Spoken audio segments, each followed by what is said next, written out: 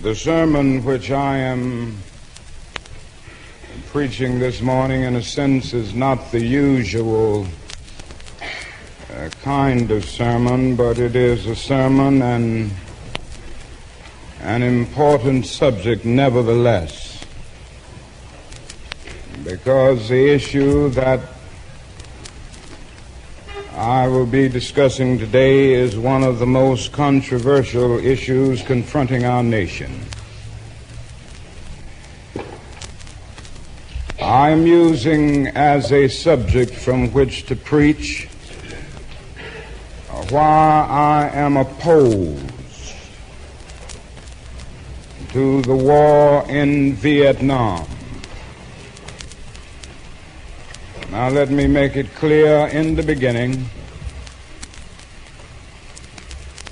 that I see this war as an unjust, evil, and futile war.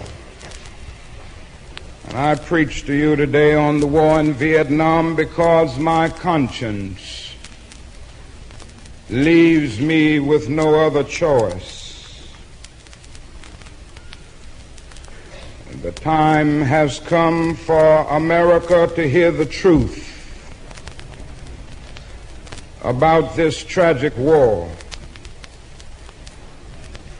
In international conflicts, the truth is hard to come by because most nations are deceived about themselves. Rationalizations and the incessant search for scapegoats are the psychological cataracts that blind us to our sins. But the day has passed for superficial patriotism.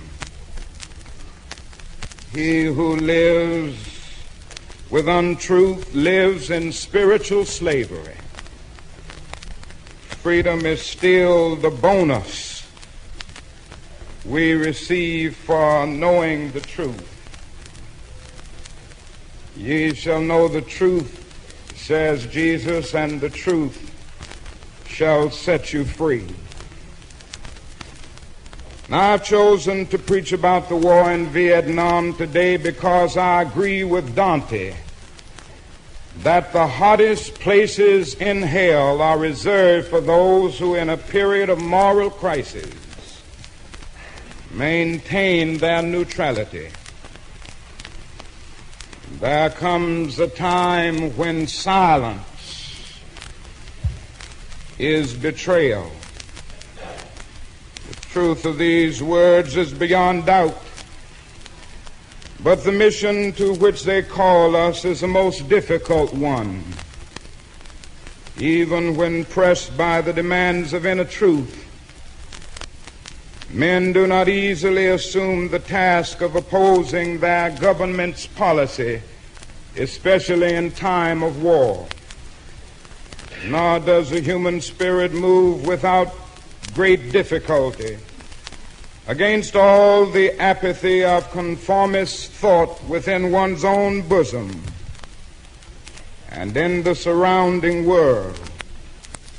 Moreover, when the issues at hand seem as perplexing as they often do in the case of this dreadful conflict, we are always on the verge of being mesmerized by uncertainty.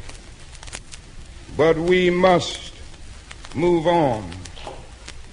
Some of us who have already begun to break the silence of the night have found that the calling to speak is often a vocation of agony. But we must speak. We must speak with all the humility that is appropriate to our limited vision, but we must speak.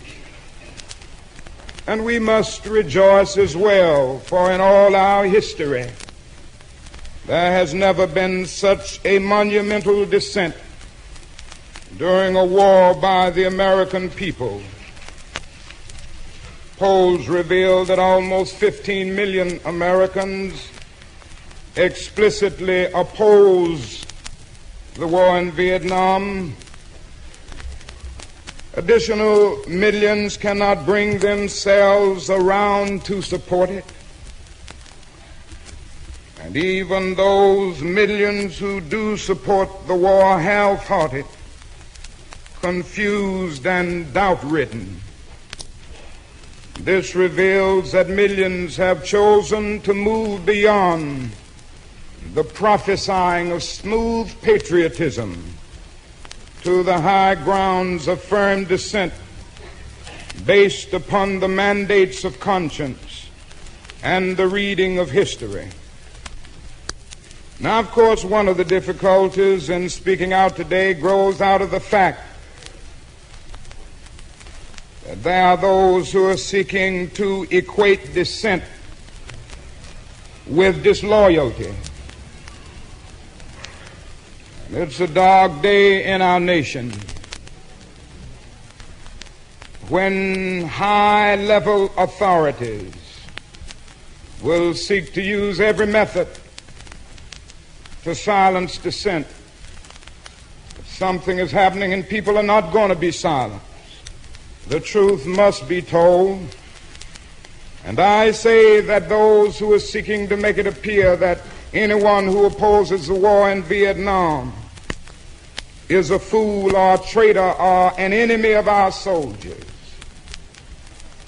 is a person who has taken a stand against the best in our tradition. Yes, we must stand and we must speak. Over the past 2 years, as I have moved to break the betrayal of my own silences and to speak from the burnings of my own heart, as I have called for radical departures from the destruction of Vietnam, many persons have questioned me about the wisdom of my path. At the heart of their concerns, this query has often loomed large and loud. Why are you speaking about the war, Dr. King? Why are you joining the voices of dissent? Peace and civil rights don't mix, they say. And so this morning I speak to you on this issue because I am determined to take the gospel seriously. And I come this morning to my pulpit to make a passionate plea to my beloved nation. This sermon is not addressed to Hanoi or to the National Liberation Front. It is not addressed to China or to Russia. Nor is it an attempt to overlook the ambiguity of the total situation and the need for a collective solution to the tragedy of Vietnam. Neither is it an attempt to make North Vietnam or the National Liberation Front paragons of virtue, nor to overlook the role they must play in a successful resolution of the problem. This morning, however, I wish not to speak with Hanoi and the National Liberation Front, but rather to my fellow Americans who bear the greatest responsibility in ending a conflict that has exacted a heavy price on both continents. Now, since I am a preacher by calling, I suppose it is not surprising that I have 7 major reasons for bringing Vietnam into the field of my moral vision. There is at the outset a very obvious and almost facile connection between the war in Vietnam and the struggle I and others have been waging in America. A few years ago, there was a shining moment in that struggle. It seemed as if there was a real promise of hope for the poor, both black and white, through the poverty program.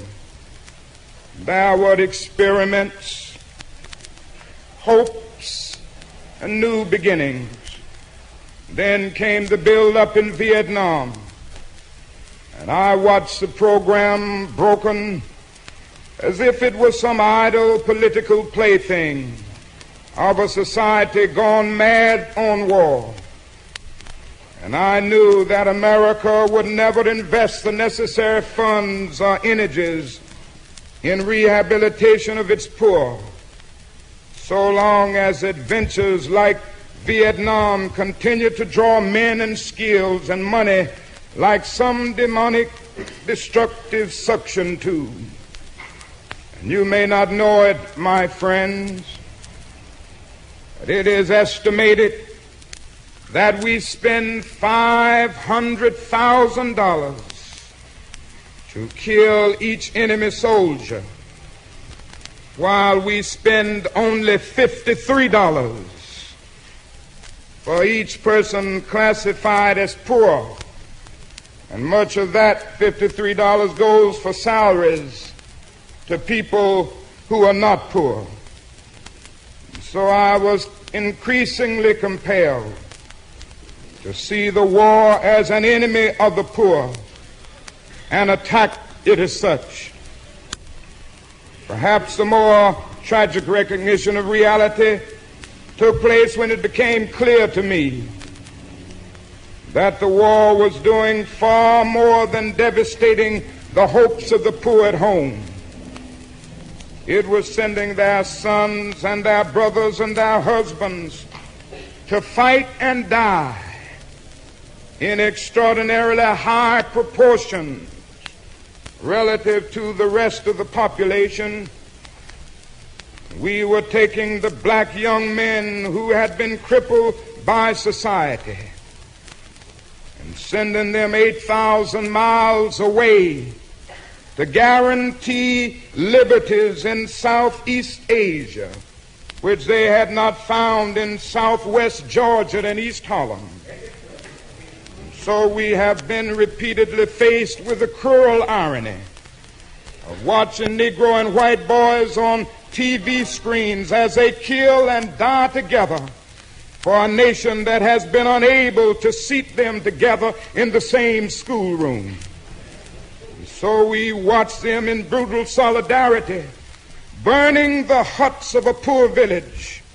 But we realize that they would hardly live on the same block in Chicago or Atlanta. And I could not be silent in the face of such cruel manipulation of the poor. My third reason moves to an even deeper level of awareness, for it grows out of my experience in the ghettos of the North over the last 3 years, especially the last 3 summers.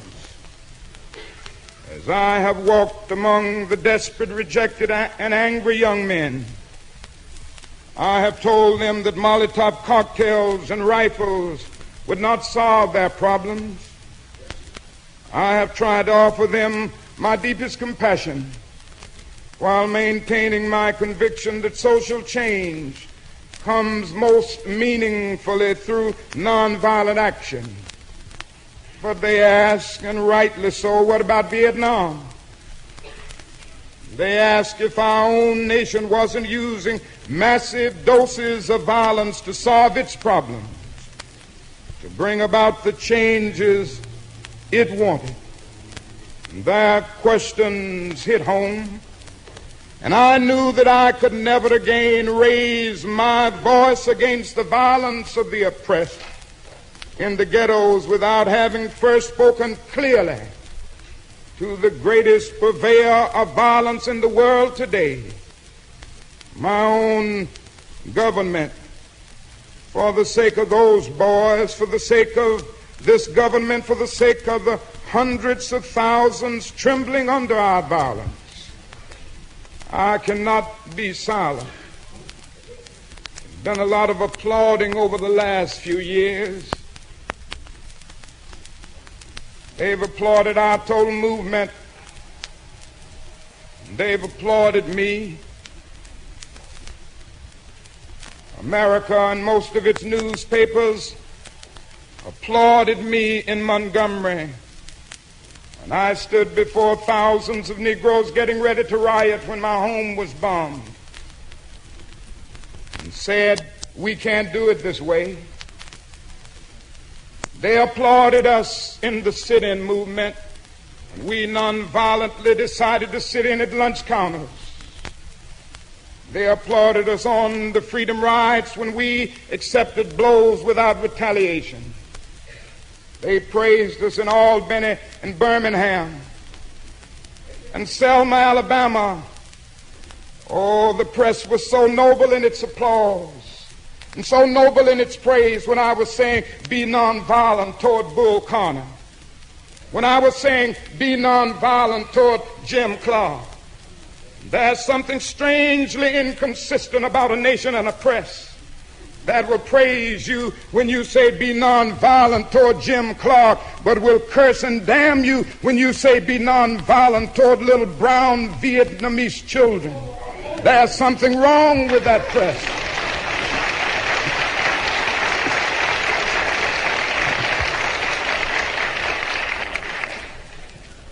And as if the weight of such a commitment to the life and health of America were not enough,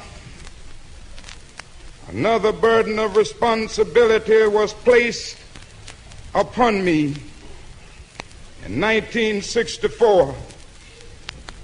And I cannot forget that the Nobel Peace Prize was not just something taking place, but it was a commission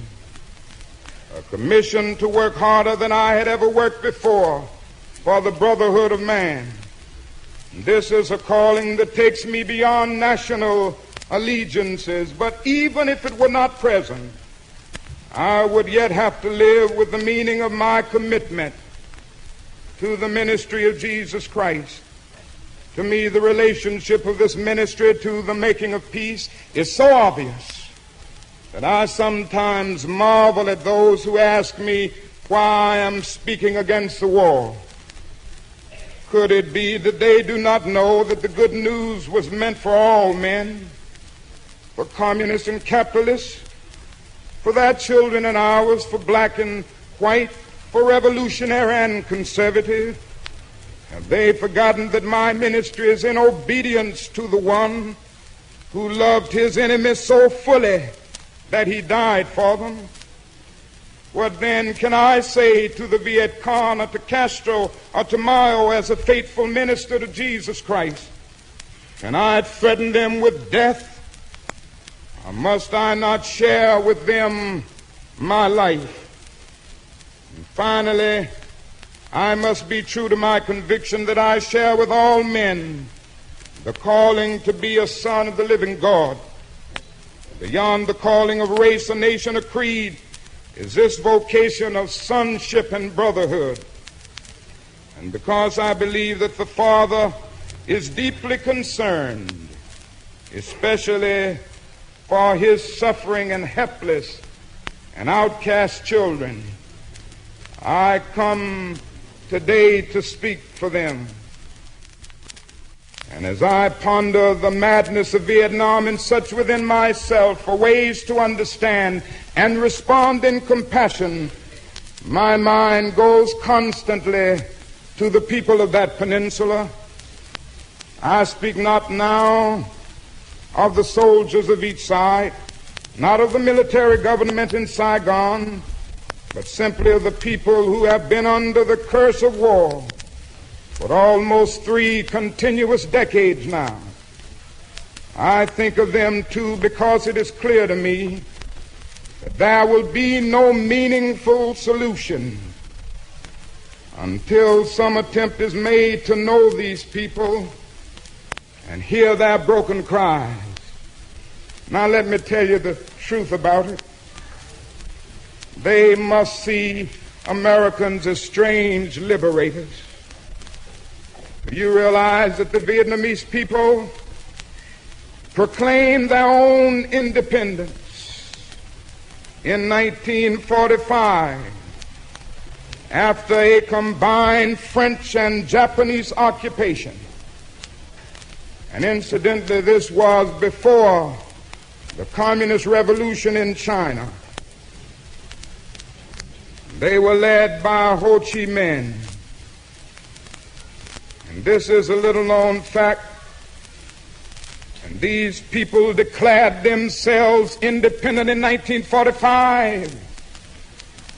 They quoted our Declaration of Independence in their document of freedom. And yet our government refused to recognize them. President Truman said they were not ready for independence.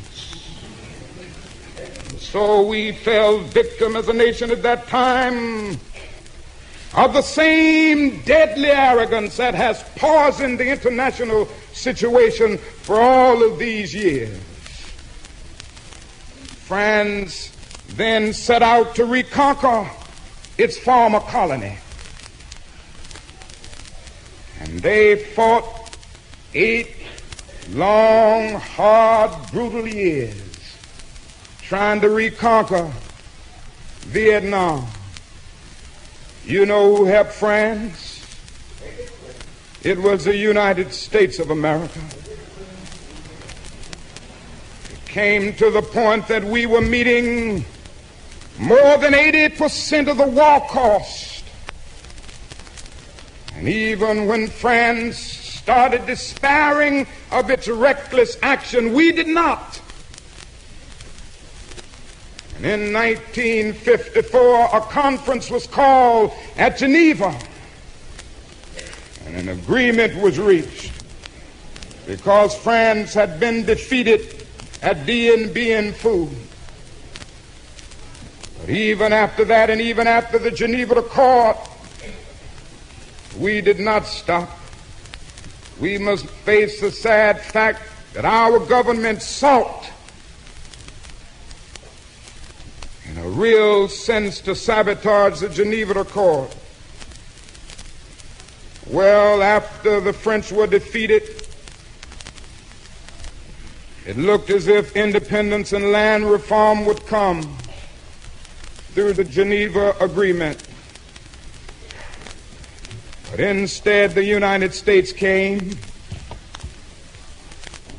and started supporting a man named D.M., who turned out to be one of the most ruthless dictators in the history of the world. He set out to silence all opposition. People were brutally murdered merely because they raised their voices against the brutal policies of Diem. And the peasants watched and cringed as Diem ruthlessly rooted out all opposition. The peasants watched as all this was presided over by United States influence, and then by increasing numbers of United States troops who came to help quell the insurgency that Diem's methods had aroused.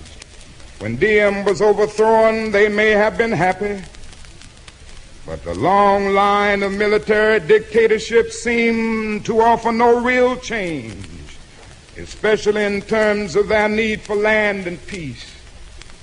And who are we supporting in Vietnam today? It's a man by the name of General Key, who fought with the French against his own people, and who said on one occasion that the greatest hero of his life is Hitler.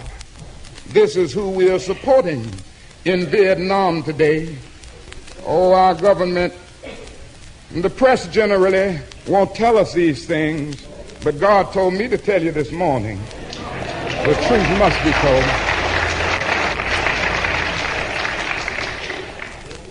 The only change came from America as we increased our true commitments in support of governments which were singularly corrupt, inept, and without popular support. And all the while the people read our leaflets and received regular promises of peace and democracy and land reform. Now they languish under our bombs and consider us, not their fellow Vietnamese, the real enemy. They moved sadly and apathetically as we heard them off the land of their fathers into concentration camps where minimal social needs are rarely met. They know they must move or be destroyed by our bombs. So they go, primarily women and children and the aged. They watch as we poison their water, as we kill 1 million acres of their crops. They must weep as the bulldozers roar through their areas preparing to destroy the precious trees. They wander into the towns and see thousands of the children homeless without clothes, running in packs on the streets like animals. They see the children degraded by our soldiers as they beg for food. They see the children selling their sisters to our soldiers, soliciting for their mothers. We have destroyed their two most cherished institutions, the family and the village. We have destroyed their land and their crops. We have cooperated in the crushing of the nation's only non-communist revolutionary political force, the United Buddhist Church. This is the role our nation has taken, the role of those who make peaceful revolutions impossible by refusing to give up the privileges and the pleasures that comes from the immense profits of overseas investment. Now, I'm convinced that if we are to get on the right side of the world revolution, we as a nation must undergo a radical revolution of values. We must rapidly begin to shift from a thing-oriented society to a person-oriented society when machines and computers, profit motives, and property rights are considered more important than people. The giant triplets of racism, militarism, and economic exploitation are incapable of being conquered.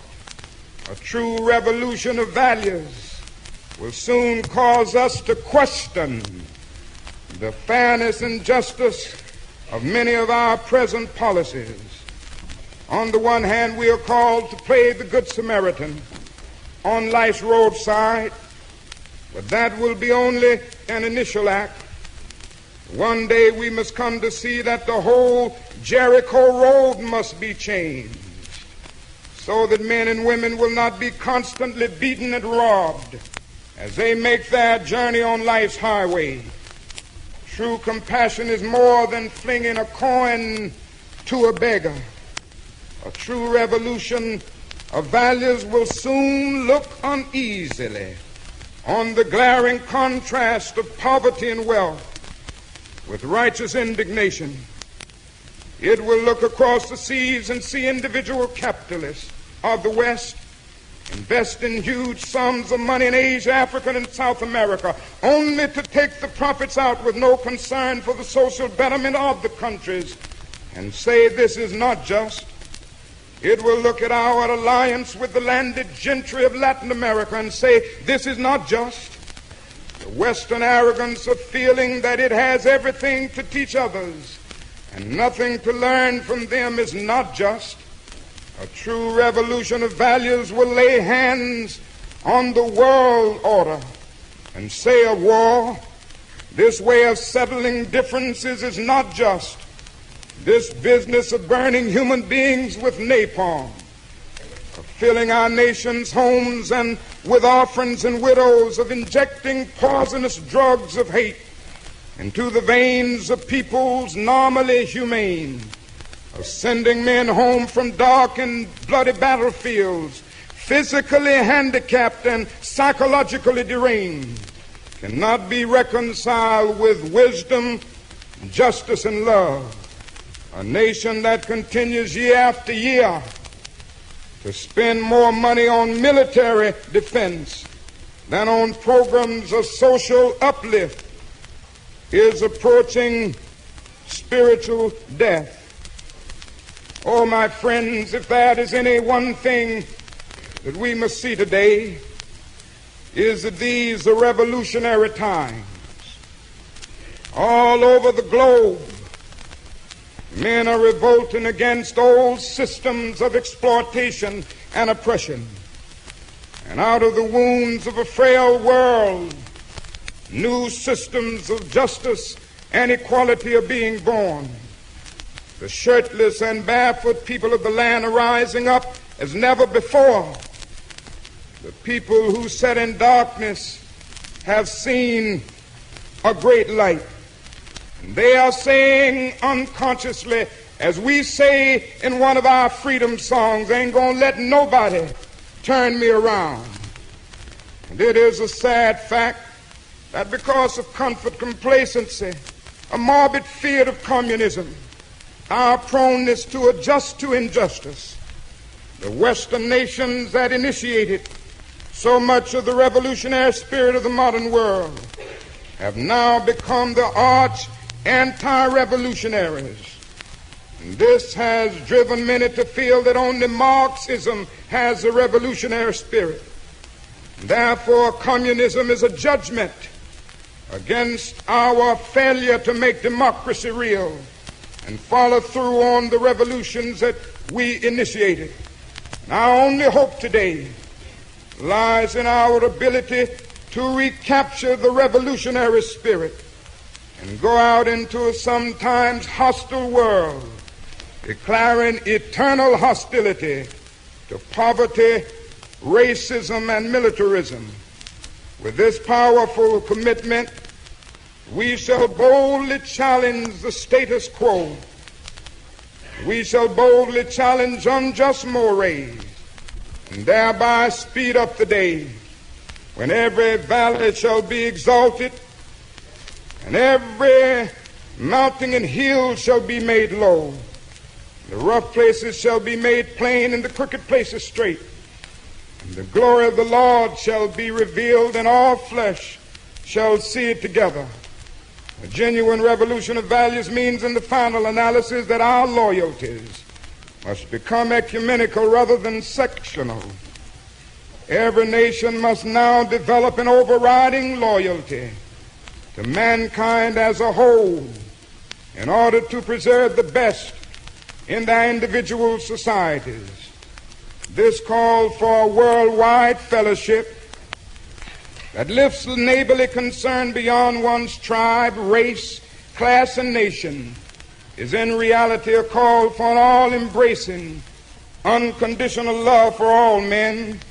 This oft misunderstood and misinterpreted concept, so readily dismissed by the niches of the world as a weak and cowardly force, has now become an absolute necessity for the survival of mankind. And when I speak of love, I'm not speaking of some sentimental and weak response. I am speaking of that force which all of the great religions have seen as the supreme unifying principle of life. Love is somehow the key that unlocks the door which leads to ultimate reality. This Hindu, Muslim, Christian, Jewish, Buddhist belief about ultimate reality is beautifully summed up in the first epistle of John.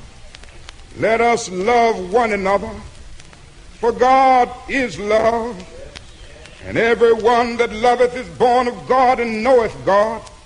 He that loveth not knoweth not God, for God is love. If we love one another, God dwelleth in us, and his love is perfected in us. Let me say finally that I oppose the war in Vietnam because I love America. I speak out against this war not in anger, but with anxiety and sorrow in my heart, and above all with a passionate desire to see our beloved country stand as the moral example of the world. I speak out against this war because I'm disappointed with America. And there can be no great disappointment where there is no great love. I'm disappointed with our failure to deal positively and forthrightly with the triple evils of racism, economic exploitation and militarism.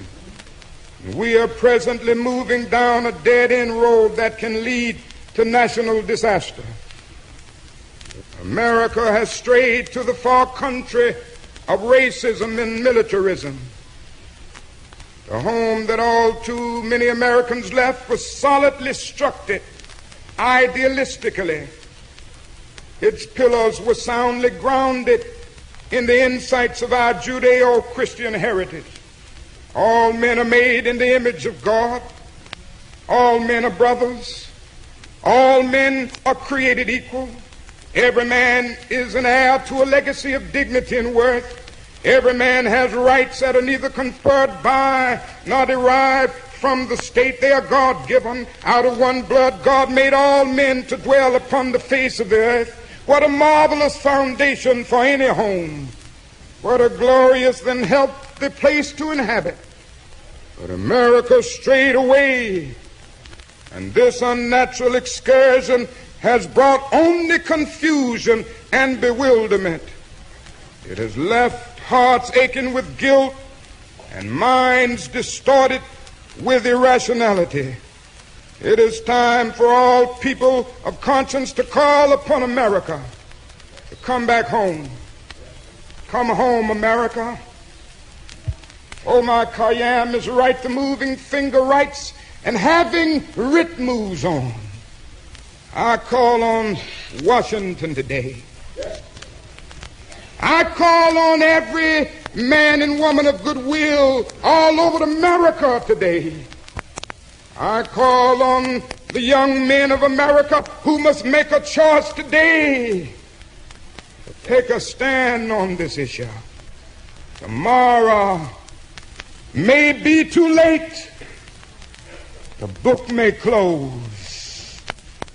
And don't let anybody make you think that God chose America as his divine messianic force to be a sort of policeman of the whole world. God has a way of standing before the nations with judgment, and it seems that I can hear God saying to America, "You are too arrogant. And if you don't change your ways, I will rise up and break the backbone of your power, and I'll place it in the hands of a nation that doesn't even know my name. Be still and know that I'm God." Now, it isn't easy to stand up for truth and for justice. Sometimes it means being frustrated. When you tell the truth and take a stand, sometimes it means that you will walk the streets with a burdened heart. Sometimes it means losing a job. It means being abused and scorned.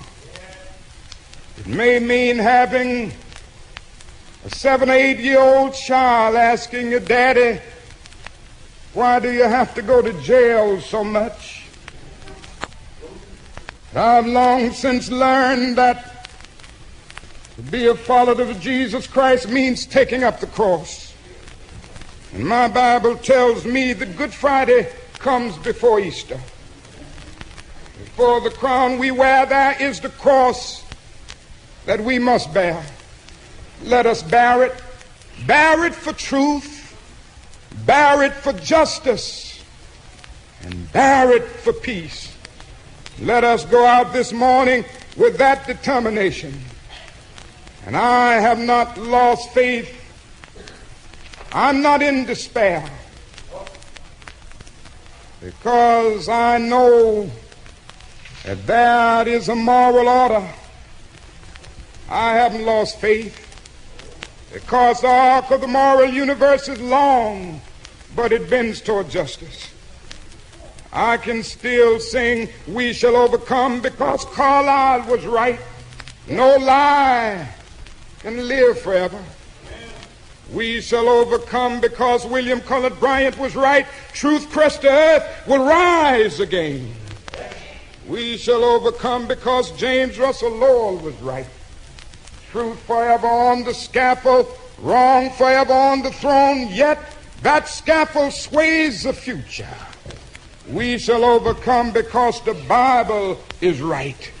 You shall reap what you sow. And with this faith we will be able to hew out of the mountain of despair a stone of hope. With this faith we will be able to go out and transform the jangling discords of our world into a beautiful symphony of brotherhood. With this faith we will be able to speed up the day when justice will roll down like waters and righteousness like a mighty stream. With this faith we will be able to speed up the day when the lion and the lamb will lie down together, and every man will sit under his own vine and fig tree, and none shall be afraid, because the words of the Lord have spoken it. With this faith we will be able to speed up the day when all over the world we will be able to join hands and sing in the words of the old Negro spiritual, free at last, thank God Almighty, we are free at last. With this faith, we'll sing it as we are getting ready to sing it now. Men will beat their swords into plowshares and their spears into pruning hooks, and nations will not rise up against nations, neither shall they study war anymore. And I don't know about you, I ain't gonna study war no more.